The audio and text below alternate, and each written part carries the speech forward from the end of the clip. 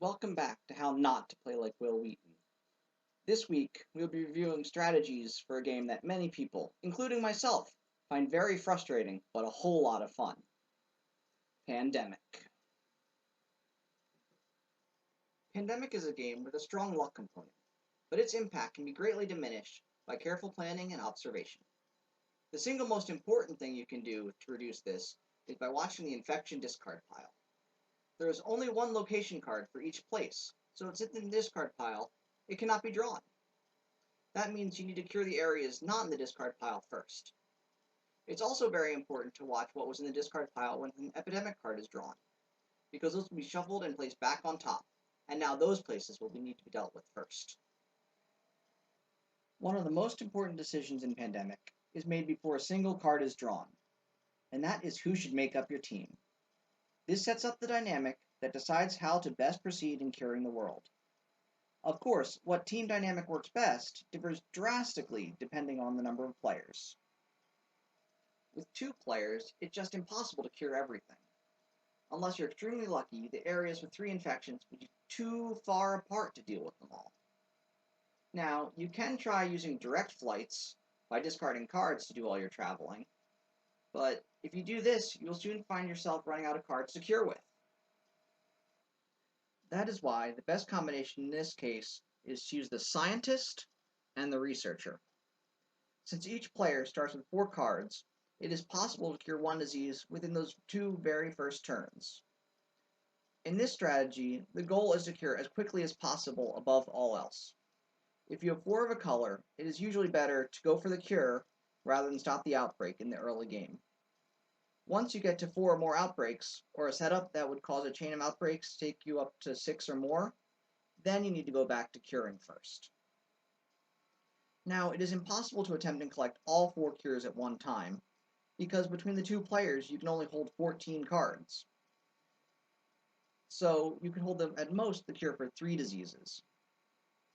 I recommend focusing on the two you have the most first, but once you have cured one, remember, you can hold all the cures in your hand, so discard appropriately. Now, with 4 players, rushing the cures is not really an option. But you do get access to 4 of the 5 roles. The 4 roles I recommend are the dispatcher, the scientist, the researcher, and the medic. The operations expert is nice, but the only one I would consider trading him for is the dispatcher, and the free research stations are not worth the extra movement for pawns that need it.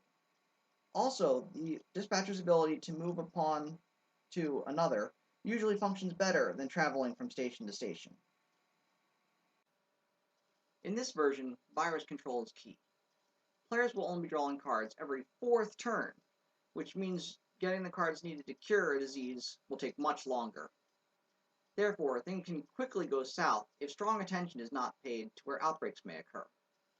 The dispatcher's movements are best used getting the medic, or whoever's turn is soonest if necessary, to get to the areas with 3 infections. Now, his movement can also be used to get the researcher to someone who can cure a disease. A good thing to remember is that while the scientist is best at curing diseases, due to the number of cards you will draw, you will only be able to cure 2, maybe if you're lucky 3 diseases, which means you really need to set up 2 of your other characters to cure diseases as well. The 3-player game is interesting. Shorter than a 4-person game, but longer than the 2-person game. Either strategy could possibly work. You can either go with the dispatcher, the scientist, and the researcher, and try to rush it like a 2-person game, or you can replace the scientist with the medic and have a slower, more controlled game. Both strategies are about equal until you get to the heroic difficulty, where it becomes a little too much to rush through, and the slower, controlled route prevails. The last component that needs to be addressed is how and when to use the special event cards. The majority of them, Resilient Population, Forecast, and One Quiet Night, should be used immediately after an epidemic card is pulled. Now, I would not play it after the first epidemic, and usually not after the second one either, because it is unlikely that the situation is dire enough at that point. but the third or later epidemics are all viable times.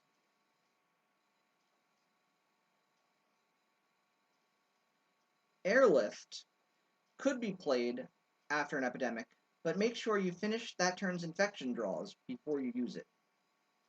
It also can be used to help get two players together to trade cards for a cure.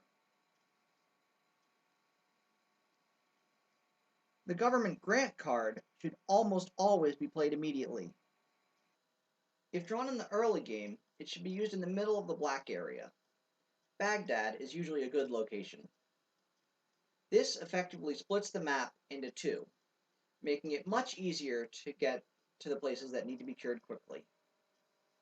In fact, if you do not draw the government grant card in the first couple of turns, I highly recommend sending someone with one of those cards to go make one anyway. If you get the chance, a third research station should be placed in the lower red area. This makes movement much easier, especially if you are not using the dispatcher in your game. That's all for this episode. I want to hear about your most frustrating game of Pandemic, or how you snatched victory from the germs of defeat in the comment section below.